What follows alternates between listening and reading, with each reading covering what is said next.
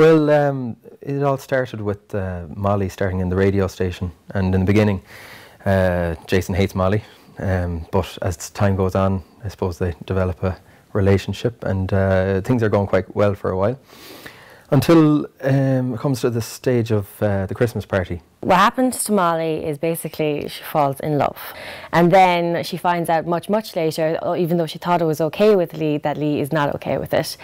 And so Lee seeks revenge, but in such a way that she didn't think was going to turn out so badly. Lee decides to pop something into Jason's drink, but as it happens, Jason's all drunk and running around the place, and the next thing, who happens to drink his drink but Molly.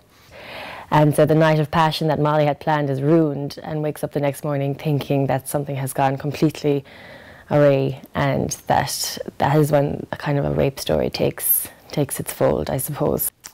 It's kind of, for a while, I suppose, other characters think that is Jason actually turning out to be just like his father, and a lot of Russ Naroon's characters, and they kind of end up turning against Jason. You know, these are all emotions any young girl would experience, not maybe the situation itself, but any young girl. So I found that there was a lot of old emotions resurfacing, maybe, that I hadn't had since I was a teenage girl myself. It's quite a ride in terms of emotions, I suppose, but it was good at the same time to be challenged in that way, in terms of acting. There was a whole mixture of different types of scenes, between all lovey-dovey and everything all happy, and then arguments and emotion, and it was quite challenging, but it was very interesting to do at the same time.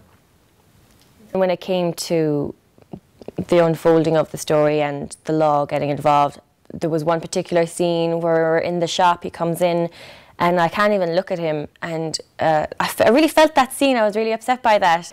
There was one other scene as well that we had, and it was really difficult. I'm hoping maybe that there's something left after everything that's happened, because I did love him, it was genuine, and I think he did love me. And basically Ciabhán says there's nothing left, or Jason says there's nothing left because yourself and Lee have ruined it.